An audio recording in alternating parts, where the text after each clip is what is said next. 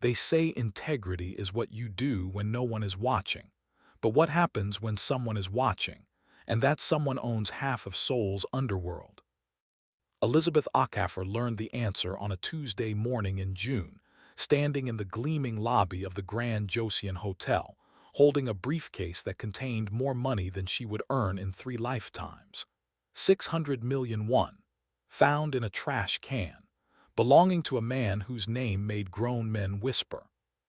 She could have walked away. God knows she needed the money.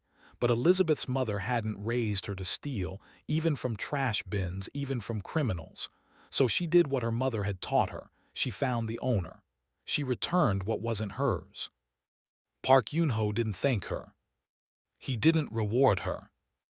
Instead, his face hardened like winter concrete, and he said words that would change everything. You've just made the worst mistake of your life. You know who I am now.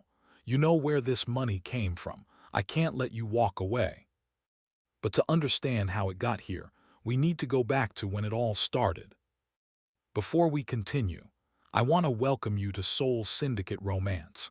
First time here, you're already in. Stay close, this story's already in motion. Don't forget to give it a thumbs up, subscribe to the channel if you haven't already, and hit that notification bell so you never miss an update. Your support means a lot to this channel. The morning had started like every other morning in Elizabeth's 3 years in Seoul. Her alarm screamed at 4:47 a.m. in the cramped studio apartment she shared with Kioma in Sillimdong, where the walls were thin enough to hear their neighbor's television, and the winter cold seeped through window frames that never quite closed properly. She rolled off the thin mattress on the floor, careful not to wake Kioma, who worked night shifts at a Nigerian restaurant in Itaewon and needed every minute of sleep she could steal. The shower was cold. It was always cold. The building's hot water worked on a timer that favored the Korean tenants who rose at more reasonable hours. Elizabeth had learned to shower quickly, efficiently, like everything else in her life. Soap, rinse, done. She dressed in the gray uniform that marked her as invisible, the hotel cleaner's outfit that made her part of the furniture, something guests looked through rather than at.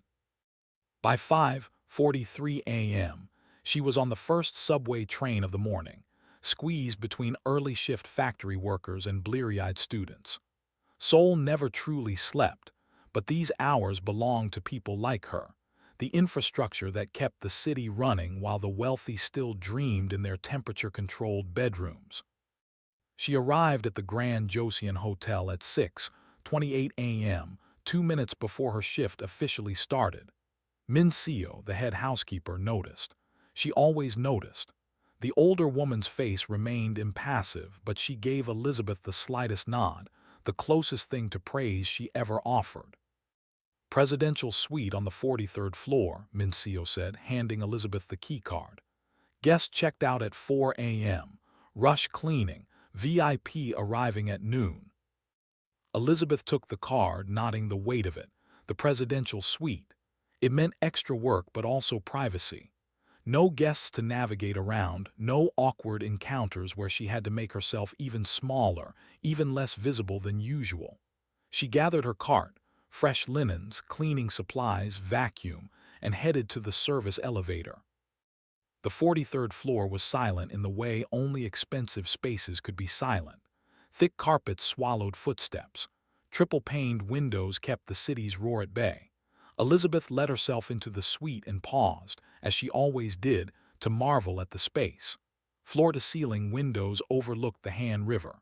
The living area was larger than her entire apartment. The bathroom had heated floors and a tub big enough to swim in. She began her routine. Strip the bed, check for personal items, empty the trash. The briefcase was in the bathroom waste bin, covered with tissues and an empty champagne bottle. At first, Elizabeth thought it was just trash. Wealthy people threw away things that would seem like treasures to people like her. Designer shopping bags, half-full bottles of expensive cologne. Once, she'd found a Cartier watch that turned out to be fake, left behind by a guest trying to impress someone. But this briefcase felt different, heavy. She pulled it out, intending to check if there was anything valuable inside that should go to lost and found. Hotel policy: always check before disposing of guest items. The latches weren't locked. She opened it. For a long moment, Elizabeth simply stared. Her brain couldn't process what she was seeing. Stacks of bills, neat, organized, bound with paper bands. Korean won in denominations of 50,000. Row after row of them, filling the briefcase like something from a movie. Her hands started shaking. This wasn't pocket change. This wasn't even wealthy person money. This was something else entirely. This was the kind of money that came with consequences. Elizabeth's first instinct was to close the briefcase and walk away. Pretend she'd never seen it. Let it go to lost and found and become someone else's problem. But her mother's voice rose in her mind, clear as the day Grace Acaffer had caught 8-year-old Elizabeth pocketing money she'd found on a Lagos street. "We don't take what isn't ours, Eliza. Not ever. Not even when we need it. Especially not when we need it. That's when integrity matters most." Elizabeth closed her eyes. 600 million won. She knew this because she'd learned to read Korean numbers working in the hotel, had learned to count the tips guests sometimes left, though they were rare for cleaning staff. This money could change her life. Send her younger brothers to university back in Lagos. Get her mother the medical treatment she'd needed before she died. Pay off the debt that had brought Elizabeth to Korea in the first place.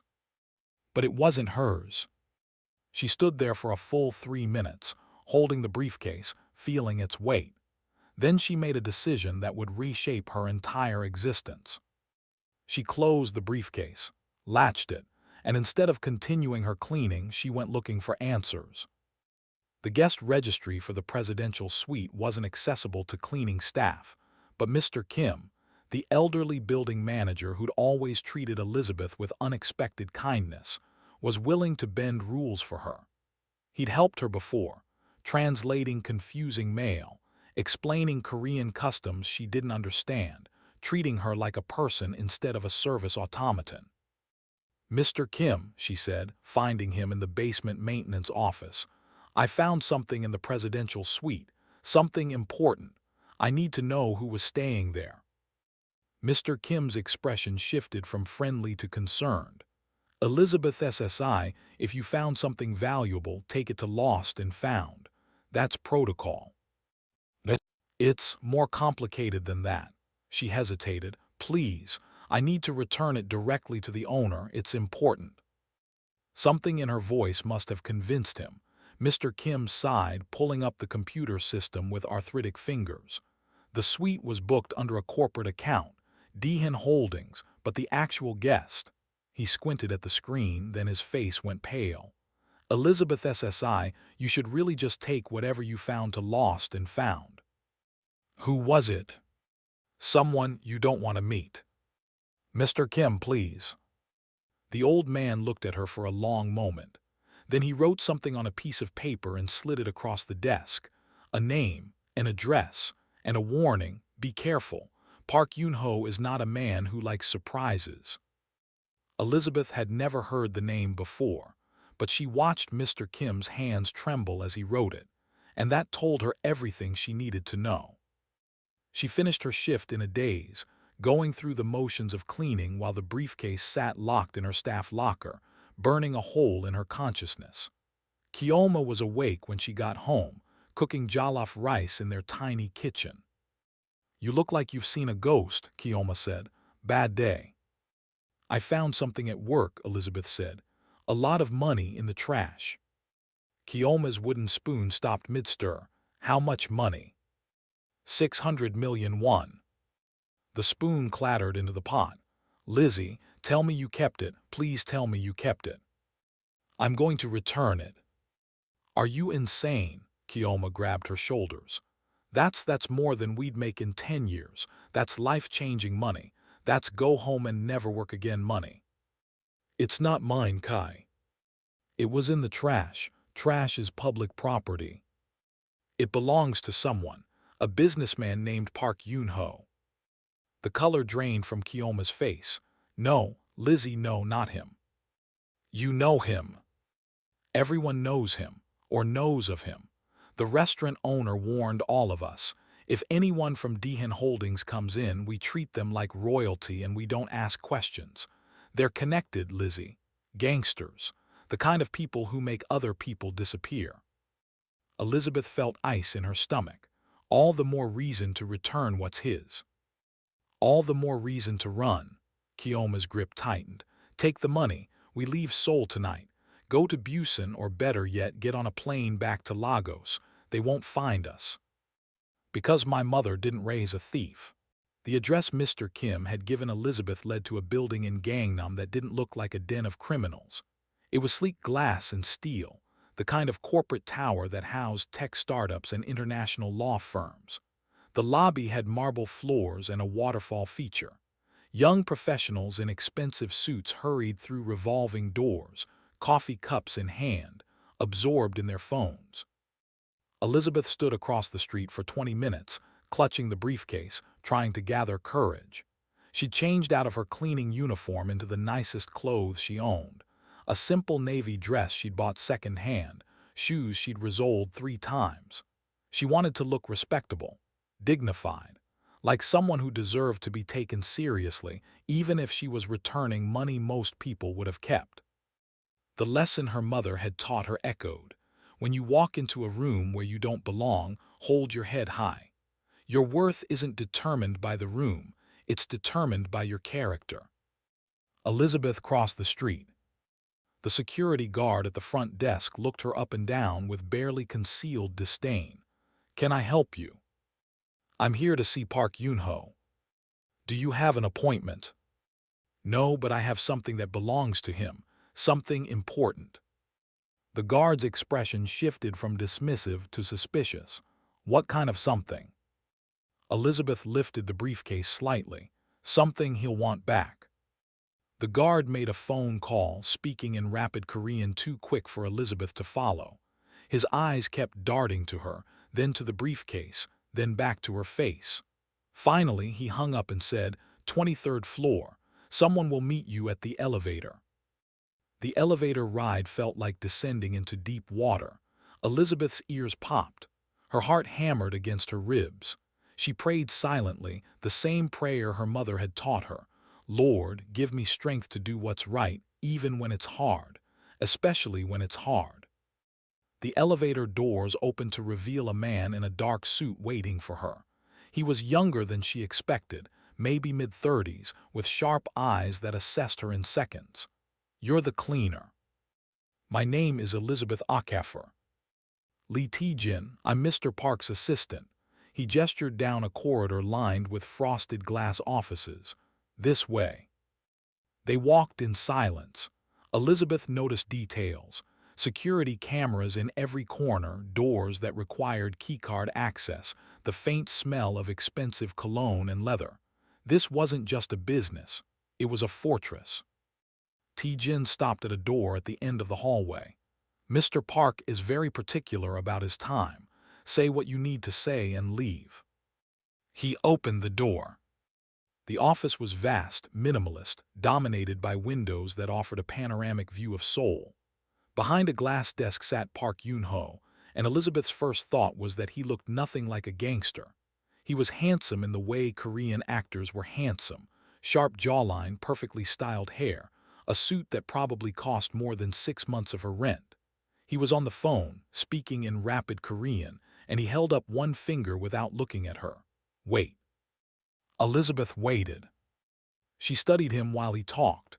There was something about the way he held himself, a coiled tension, like a cat pretending to be relaxed but ready to strike. His desk was immaculate. No papers, no clutter. Just a laptop, a fountain pen, and a small bonsai tree that looked meticulously maintained. He ended the call and finally looked at her. His gaze was cold, analytical. You're the one who found my briefcase. Yes, sir. In the trash. Yes, sir. And you brought it here instead of keeping it. It's not mine to keep. Park Eun-ho leaned back in his chair, studying her with an intensity that made Elizabeth's skin prickle. Most people would have kept it. Do you know how much is in there? 600 million won. And you, a hotel cleaner making what 2 million a month, decided to return it. He said it like he was narrating an absurd joke. Why? Because it belongs to you. That's not an answer. That's a statement of fact. I'm asking why you chose to return it when you could have kept it, disappeared, and changed your entire life. Elizabeth met his eyes. This was the moment. This was where her mother's lessons either meant something or they didn't. My mother used to say that stolen things burn holes in your spirit, even found things if you know they're not yours. I'd rather be poor and sleep at night than rich and haunted. Something flickered across Park Eun-ho's face. Surprise, maybe. Or confusion. He stood and walked around the desk, taking the briefcase from her hands. He opened it, glanced at the contents, then closed it again. The money could have been newspapers for all the emotion he showed. How did you find me? I asked someone at the hotel who had stayed in the suite. You asked questions about me. His voice dropped several degrees. You went digging into my business. I just needed to know who to return the money to. And now you know who I am. He set the briefcase down and pulled out his phone, tapping something. Within seconds, T-Jin appeared in the doorway. Park Eun-ho said something in Korean, and T-Jin's eyebrows rose slightly before he nodded and left. Elizabeth's stomach tightened. Is something wrong? Park Eun-ho turned back to her, and now his expression was unreadable. Tell me, Elizabeth Okafor from Nigeria, currently living in Sillimdong, working at the Grand Joseon Hotel. Do you know what I do for a living? The way he said her full details made her blood run cold.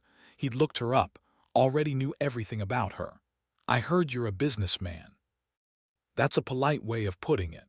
He walked to the window, hands in his pockets, silhouette dark against the bright city beyond. I run an organization that most people would call criminal. We deal in things that aren't strictly legal. And the money you found, that was from a transaction that involved people who would kill without hesitation if they knew someone had seen it. Elizabeth's mouth went dry. I didn't look at it long. I just counted it to know the amount. That's not the point. He turned to face her, and now his voice carried an edge. The point is that you know I exist. You know my name. You've seen evidence of my business, and I can't have loose ends. I won't tell anyone, I swear. I'll forget this ever happened. Will you? He stepped closer. Because the problem with honest people like you, Elizabeth, is that you have principles, and principles make people unpredictable. A greedy person I can control. I know what they want, but someone who returns 600 million won because it's the right thing to do, he shook his head. That's dangerous. Fear crawled up Elizabeth's spine, but she forced herself to stand straight. If this was how it ended, she wouldn't cower. Then I guess I made a mistake coming here. Yes, Park Eun-ho said, you did. Silence stretched between them. Elizabeth waited for whatever would come next, threats, violence, worse. Instead, Park Eun-ho reached into his jacket and pulled out a single bill, 50,000 won. He dropped it on the floor between them. Pick it up, he said. Consider it your reward. Elizabeth looked at the money, then at him. This was a test. She could feel it in the weight of his gaze, the deliberate casualness of the gesture. He was waiting to see what she would do, waiting to see if her principles were real or just performance. She thought of her mother, of the lessons taught in their cramped Lagos apartment, of the woman who had scrubbed floors and washed clothes and never once compromised her dignity, even when hunger made their stomachs ache. No, thank you, Elizabeth said quietly. I didn't return your money for a reward. I returned it because it wasn't mine. She took a breath. My mother named me Elizabeth after a queen who served her people. She taught me that stolen things, even found things, burn holes in your spirit. I'd rather be poor and sleep at night than rich and haunted. So no, sir, I don't want your money. I just want to go home. The silence that followed was absolute.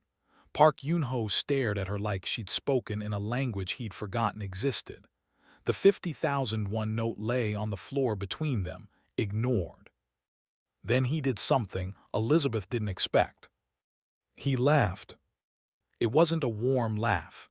It was bitter, almost painful, like someone remembering a joke that had stopped being funny years ago. "Do you have any idea," he said, "how long it's been since someone turned down my money?" "No, sir." "Neither do I, that's how long." He picked up the bill from the floor, not to offer it again, but to look at it like it was something alien. "Everyone has a price, Elizabeth. Everyone. I've built my entire life on that principle." "Then I guess I'm the exception." "Or you're a fool." "Maybe both." Another laugh, shorter this time. Park Eun-ho walked back to his desk and sat down, but he didn't dismiss her. Instead, he picked up his phone and made another call. He spoke in Korean, his tone clipped and authoritative. When he hung up, he looked at Elizabeth with an expression she couldn't read. "You've created a problem for me," he said. "I can't reward you because you won't take the money. I can't threaten you because you seem genuinely unconcerned with self-preservation. And I can't let you walk away because you're now a liability." Elizabeth's heart hammered. "So what are you going to do?" "I'm going to make you an offer, and before you refuse it, understand that this isn't optional." He stood again, walking around the desk until he was close enough that she could smell his cologne, something expensive and subtle. "You're going to work for me." Elizabeth blinked. "I'm sorry, what?" "You're going to work for me," Park Eun-ho repeated, as if the proposition was perfectly reasonable. "You'll quit your job at the hotel. I'll pay you 5 times what you're making now. You'll work in my home, cleaning, organizing, whatever I need. And in return, I get to keep an eye on you. You want me to be your housekeeper. I want you where I can see you, where I can make sure you're not a threat." He returned to his chair, leaning back like a king granting an audience. "Consider it protective custody for both of us." "And if I refuse?" His smile didn't reach his eyes. "Then we have a different kind of problem, one I'd prefer not to create but will if necessary." The threat hung in the air, unspoken but unmistakable. Elizabeth's mind raced. She could run, but he knew where she lived, where she worked, probably where Kioma worked too. She could go to the police, but what would she tell them? That she'd found illegal money and returned it to a gangster who was now forcing her to work for him. They'd either laugh or arrest her for wasting their time. The lesson here was brutal but clear. Sometimes doing the right thing put you in impossible positions. Sometimes integrity came with consequences you couldn't anticipate. "How long?" she asked. "Excuse me. How long do I have to work for you?" Park Eun-ho considered this. "Until I'm satisfied you're not a threat. Could be a month, could be a year, could be longer." "That's not an answer." "It's the only answer you're getting." He pulled out a business card and slid it across the desk. "My home address. Be there tomorrow morning at 8 a.m. Bring whatever you need. I'll have T-Jin arrange for someone to collect your things from your apartment." "I haven't agreed to this." "Yes, you have. You agreed the moment you walked through that door." He turned his attention to his laptop, fingers moving across the keyboard. "You can go now. T-Jin will see you out." Elizabeth stood frozen, the business card in her hand. Everything in her screamed to throw it back at him, to refuse, to walk out with her dignity intact. But another part of her, the practical part that had kept her alive in Seoul for 3 years, knew she had no choice. Not really. Park Eun-ho held all the power and they both knew it. She left without another word. The walk home was a blur. She barely registered the subway ride, the crowded streets of Sillim-dong, the stairs up to her apartment. Kioma was still awake, watching a Nigerian drama on her laptop. "So," Kioma said the moment Elizabeth walked in, "did you return it? Are you insane?" "I returned it. And now I work for him." Kioma's mouth fell open. "What?" Elizabeth told her everything. The office, the test, the conversation, the ultimatum. By the end, Kioma was packing the small apartment like a caged animal. "This is insane. This is actually insane. We need to leave. Tonight, right now. He knows where we live, Kai. He knows everything about us. Then we go to the police. And tell them what? That a powerful businessman is offering me a high-paying job. Elizabeth sank onto the mattress, suddenly exhausted. He hasn't threatened me directly. He hasn't done anything illegal that I can prove. If I go to the police, I look like the crazy one. So what, you just work for a gangster now? I don't have a choice. Kioma sat down beside her, taking her hand. There's always a choice, Lizzie. Not this time. Elizabeth looked at her friend, tears burning her eyes. I did the right thing, Kai. I know I did, but it feels like I'm being punished for it. Maybe that's the lesson, Kioma said softly. Maybe the right thing isn't always the safe thing. That night, Elizabeth barely slept.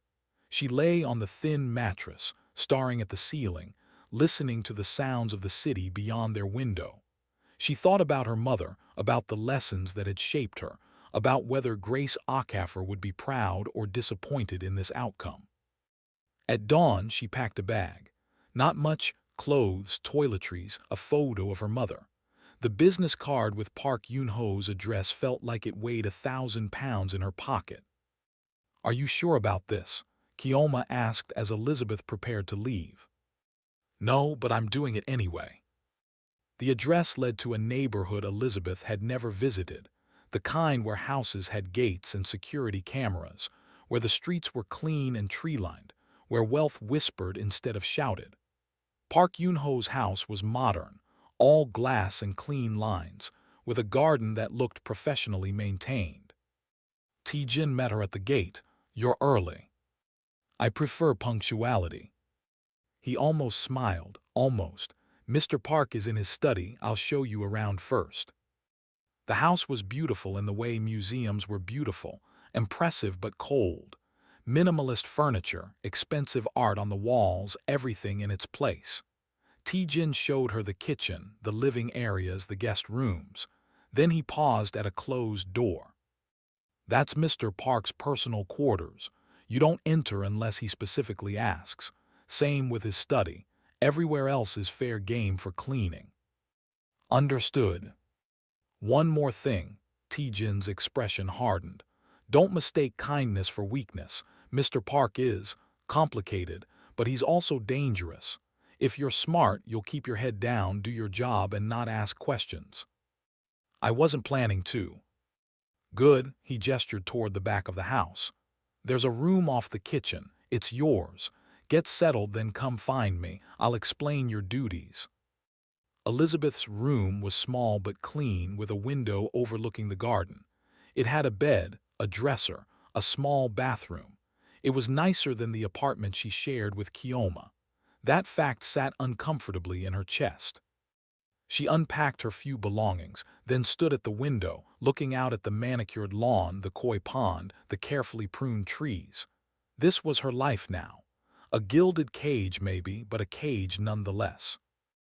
A knock at the door made her turn. Park Eun-ho stood in the doorway, dressed casually in dark jeans and a gray sweater. Somehow, he looked more dangerous this way than he had in his expensive suit.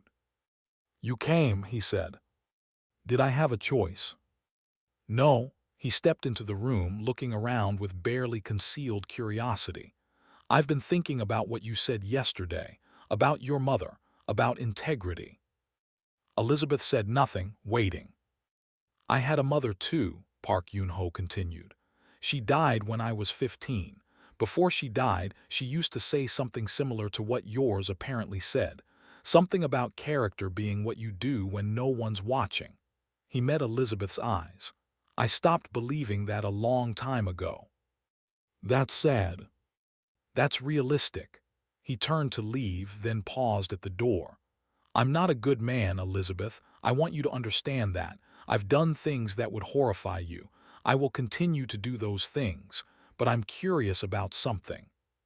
What? How long your principles will last in my world. Whether that unbreakable moral compass of yours will stay true, or whether you'll realize that survival matters more than integrity. He smiled, but it didn't reach his eyes. I'm going to find out, and you're going to help me." He left before she could respond. Elizabeth stood alone in her new room, in her new life, and felt the weight of her decision settling around her like chains. She'd returned 600 million won because it was the right thing to do. And now she was trapped in the house of a man who saw that choice as either admirable or foolish, and hadn't yet decided which. Outside, a dog barked. Elizabeth looked out the window and saw a beautiful white Jindo tied up near the garden shed, ignored and alone. Without thinking, she walked outside and approached the dog slowly.